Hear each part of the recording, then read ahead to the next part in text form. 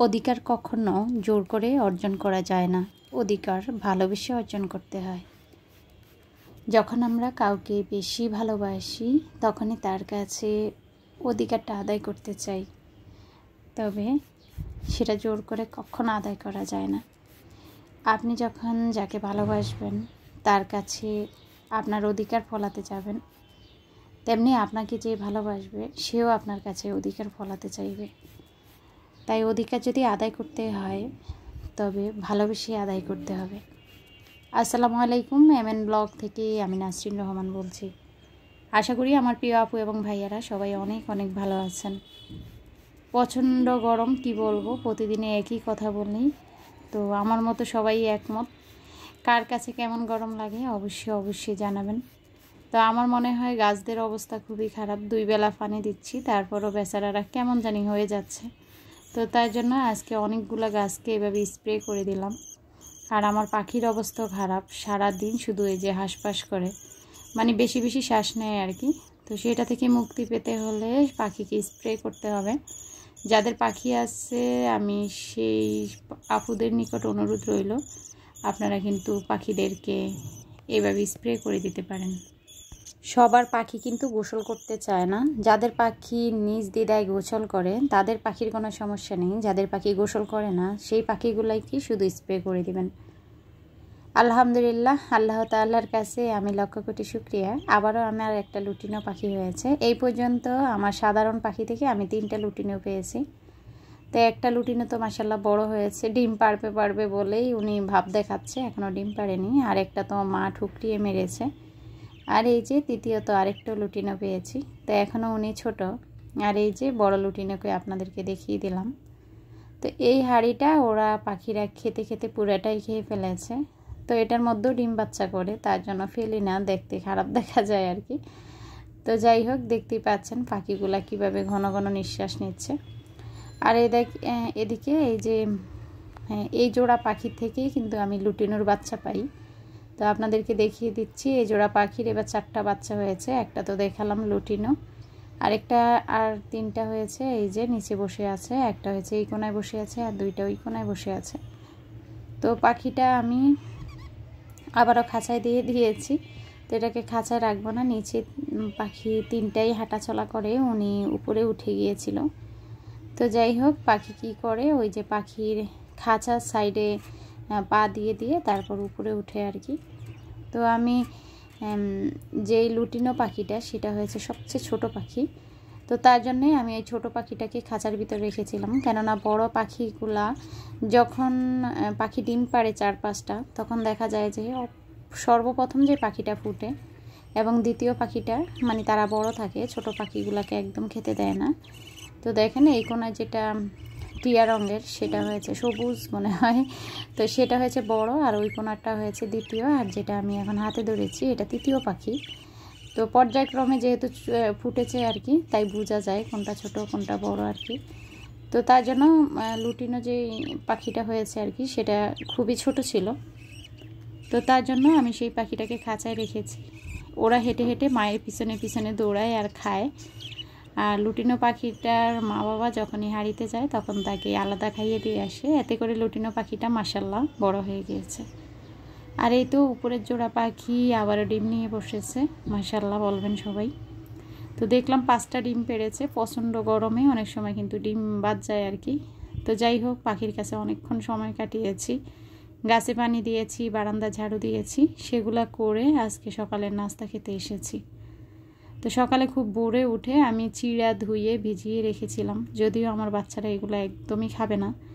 তো ওদেরকে আমি বলেছি যদি চিড়া খাও বেশি করে গুঁড়া দুধ দিয়ে দিব, যেহেতু ওরা গুঁড়া দুধটা পছন্দ করে। তো তারপর যা হোক খেয়ে নিয়েছে আর কি। এখানে আমি দুপুরে রান্নায় চলে এসেছি। আর আমার মনে হয় আমরা যারা গৃহিণী রান্না করি তাদের এখন কষ্টটা বেশি।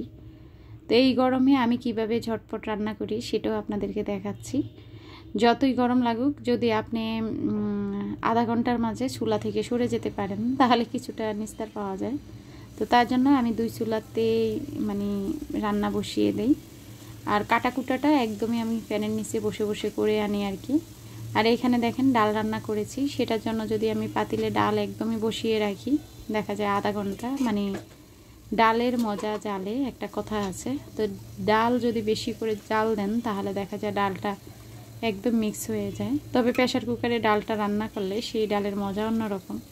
তো তার জন্য আমি এই গরমে প্রেশার কুকারে ডাল রান্না করে ফেলি, সবজিটা সিদ্ধ করে ফেলি, আলুটা সিদ্ধ করে ফেলি।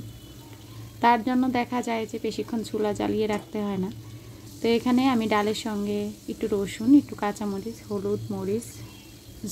হলুদ আর হয়েছে লবণ দিয়ে প্রেশার কুকারে সেদ্ধ করে নিয়েছি। দেখেন গোটাও লাগে না, একদম ডালটা পারফেক্ট হয়েছে।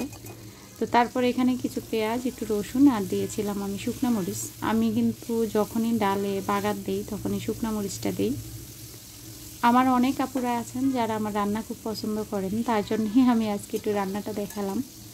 তো প্রথমে বলতে ভুলে গিয়েছি,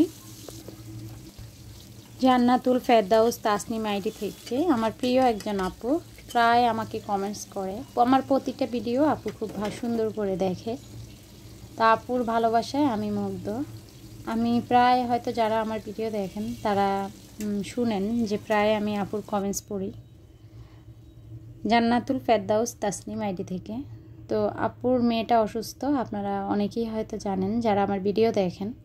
তো আপনারা মামুনির জন্য, মামুনির পরিবারের জন্য এবং আপুটার জন্য সবাই অনেক অনেক দোয়া করবেন। তো মামুনিটার কি হয়েছে না হয়েছে সেটা আমি নাই বললাম। তবে আপনাদের নিকট অনুরোধ, যারা আমাকে ভালোবাসেন, আমার ভিডিও ভালোবেসে দেখেন, তারা অবশ্যই মামুনিটার জন্য অনেক অনেক দোয়া করবেন। তো এখানে আমি ডালটার সঙ্গে একটা আম দিয়ে দিব। আমার কাছে কিন্তু আমের দিনে আম ডাল খেতে খুবই ভালো লাগে।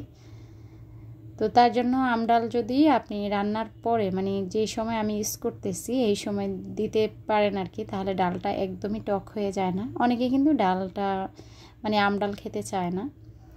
তো অনেকে কি করে, মানে আমটা একদমই সেদ্ধর সময়, মানে যখন ডালটা সেদ্ধ করে তখন দিয়ে দেয়, তখন কিন্তু পুরো ডালটা একদম টক হয়ে যায়। আমি যেহেতু ডালটাতে একদমই ফোড়ন দিয়ে দিয়েছি, এখন আমি উঠিয়ে ফেলবো আর কি ডালটা। তো তার জন্য এই যে গরম ডালের মধ্যে আমি আমটা দিয়ে দিয়েছি। তাতে হবে কি, ডালটা মানে বলক আসতে আসতেই আমার আমটা যেতটুকু সেদ্ধ হয়ে যায়, তাতেই কিন্তু একদম পারফেক্ট হয়ে যায় আর কি। তো এই তো আমি কিন্তু এই পাতিলের কখনো রান্না করি না, এটা জাস্ট 2-1 মিনিটের জন্য আমি চুলাতে একটু বসাই আর কি। আর এটা আমি ডাইনিংয়ে বেশিরভাগ তরকারি ডাল সার্ভ করি। তো যাই হোক, পাশে চুলায় আমি কই মাছ ভেজে নিয়েছি। আর কই মাছ আমার খুবই খুবই পছন্দ, পাশাপাশি আমার নেহামনিও খুব পছন্দ করে। তা আমি রান্নার আগেই কিন্তু কি বলে এটাকে, আনারস কেটেছিলাম, সেটা লবণ মরিচ দিয়ে একটু মেখে রেখেছি। তো আমার নেইসামনি এনে আমাকে আনারস দিল যে মা আনারস খাও। তো যাই হোক, রান্না করতেছি, প্রচণ্ড ঘামাচ্ছি, তো আনারসও খেয়ে নিচ্ছি। আমার ডালটা কিন্তু প্রায় হয়ে গিয়েছে। আর এখানে আমি পেঁয়াজ আর মরিচ লবণ দিয়ে ভেজে নিচ্ছি, সেটাতে আমি কই মাছ রান্না করব। আজকে সংসারের কাজগুলো তেমন একটা দেখাইনি, তো রান্নাবান্না দিয়ে ভিডিওটা শেষ করলাম আর কি। আশা করি যে সব আপুরা আমার রান্নাবান্না খুব পছন্দ করেন তাদের অনেক ভালো লাগবে। তো যাই হোক, ডালটা আমি ঢেকে রেখেছি। আর এখানে আমি কই মাছটা রান্না করে তারপর আবার ছোটো মাছ রান্না করব। তা আমি কিন্তু ছোটো মাছটা সবসময় হাতে মেখে তারপর বসিয়ে দেই আর কি। আমার নেহামনি ইদানিং বলে যে ওর নাকি ওইভাবে ছোটো মাছটা খেতে ভালো লাগে না, একটা কাঁচা কাঁচা গন্ধ লাগে। যদিও আমি সেটা পাই না, আপনাদের ভাইয়াও খায়। তা আমি বলেছি ঠিক আছে, আমি একদিন রান্না করেছিলাম, ও বলেছে এইভাবে মজা লাগে। তাই আজকে আমি ছোটো মাছটা রান্না করে আপনাদেরকে একটু দেখাবো যে এইভাবে ছোটো মাছ রান্না করে খেয়ে দেখবেন। যারা একদমই কাঁচা কাঁচা মাছ খেতে পছন্দ করেন না তাদের ভালো লাগবে। পেঁয়াজ আর হয়েছে মরিচ তেল দিয়ে ভেজে সেটাতে আমি জিরা বাটা, রসুন বাটা, হলুদ, মরিচ, লবণ দিয়ে এই তো মশলাটা ভালো করে কষিয়ে নিয়েছি। তো এটার মধ্যেই আমি ভাজা কই মাছগুলো দিয়ে দিব। আর আমি সবসময় আপনারা খেয়াল করবেন 2টা কই মাছ আস্ত রাখি, আর 2টা বা 3টা কই মাছ ভাজলে আমি সেগুলা কেটে দিই। আমার নিয়াজ আর নিসা কখনো কই মাছের মাথার অংশ খায় না, লেজের অংশ খায়। তো তার জন্য আমি এই যে কই মাছের এইভাবে কেটে দিলে ওরা লেজের অংশটা খায় আর কি। তো যাই হোক, এই কই মাছে আমি কোনো রকম আর পানি দিব না, এটা আস্তে আস্তে শুকিয়ে নিব। আর যেহেতু ধনিয়া পাতা নাই সেটা তো দিতে পারবো না, তার জন্য উঠানোর আগে আমি একটু জিরার গুঁড়া দিয়ে দিব। তারপর এই তো আমি ছোটো মাছগুলো একটু হলুদ আর একটু লবণ দিয়ে এভাবে কড়াইতে একটু হালকা ভেজে নিচ্ছি। তো এভাবে একটু হালকা ছোটো মাছ, যে কোনো ছোটো মাছ, এটা কাসকি মাছ হোক আর হয়েছে মলা মাছ হোক, এভাবে ভেজে তারপর আমি যেভাবে রান্না করেছি করে দেখবেন, সেটারও আলাদা একটা স্বাদ। তো যাই হোক, দেখতে পাচ্ছেন আমার কিন্তু কই মাছটা প্রায় হয়ে গিয়েছে। এখন কই মাছের যে চুলাটা, সেটা একটু চুলাটা কমিয়ে দিব, যেহেতু আমি এই চুলাতে রান্না করব। তো যখনই আমি রান্না করি আমার একটা অভ্যাস, কতবার যে চুলাটা মুছি কি বলবো। আর যখন ভয়েস দিচ্ছিলাম প্রচণ্ড ঘামাচ্ছিলাম, কেননা ফ্যান বন্ধ করেই কিন্তু ভয়েস দিতে হয়। তো কি বলবো, অনেকেই কিন্তু যারা বড় বড় ইউটিউবার দেখি, ওদের কমেন্ট সেকশানে গালি আসে যে মাগনা নাকি টাকা খায়। আসলে ইউটিউবের টাকা খাওয়া এত সহজ না। প্রতিটা কাজের পিছনে আপনি যখন শ্রম দিবেন তখনই ভালো কিছু করবেন। আর শ্রম দিয়ে যাচ্ছি ইনশাআল্লাহ। যেতটুকু পাই, যেতটুকু পাচ্ছি বা যেতটুকু পাবো, সবটাই কিন্তু আমি মনে করি পরিশ্রমের ফল, কোনোটাই মাগনা আসে না। তো যাই হোক, যে মাছটা ভেজে নিয়েছি সেটার সঙ্গে আমি পেঁয়াজ আর হয়েছে কাঁচামরিচ, টমেটো কেটে রেখেছিলাম, সেটার সঙ্গে একটু জিরা বাটা আর হলুদ গুঁড়া, মরিচ গুঁড়া, লবণ, কাঁচা তেলটাই দিয়েছি। দিয়ে এই যে দেখতে পাচ্ছেন, একটু মানে যেটাতে মাছটা ভেজেছি সেই প্যানটা ধুয়ে একটু পানি দিয়ে আমি চুলার উপর বসিয়ে দিলাম। এটা যখন একদম সিদ্ধ হয়ে যাবে আর মাখো মাখো হয়ে যাবে ঝোলটা, তখন একটু ধনিয়া পাতা দিয়ে উঠিয়ে ফেলবো। যেহেতু ধনিয়া পাতা নেই, আমি এখানে জিরার গুঁড়া ইউজ করব। তো দেখতেই পাচ্ছেন আজকে ছোটো মাছটা কীভাবে রান্না করেছি। জানি না আমার এই আনারি হাতের রান্না কে কে বসে দেখেছেন, তবে আপনাদের নিকট আমার অনুরোধ রইল, যদি কেউ শেষ পর্যন্ত এই পর্যন্ত ভিডিও দেখে থাকেন আমাকে একটা কমেন্টস করে জানাবেন, আমার কিন্তু ভালো লাগবে। তো দেখেন প্রতিটা রান্না আমার হয়ে গিয়েছে। আর এই রান্নাগুলো করতে আমার আধা ঘন্টা সময় লাগে না, বিশ্বাস করবেন কি না জানি না। আর কাটাকুটাগুলো আমি প্যানের নিচে বসে বসেই করে নিয়েছি। শরীরটা দুর্বল হয়েছিল, আপনারা জানেন, খুবই খারাপ অবস্থা গিয়েছে। তার মধ্যে প্রচণ্ড গরম পড়তেছে, এর মাঝেও যদি ঘন্টার পর ঘন্টা চুলার কাছে বসে থাকি, শরীরের অবস্থা আরও খারাপ হয়ে যায়। তো যাই হোক, আজকে ছিল দুপুরের আয়োজন এগুলা। সবাই ভালো থাকবেন, সুস্থ থাকবেন। আল্লাহ হাফিজ, আসসালামু আলাইকুম।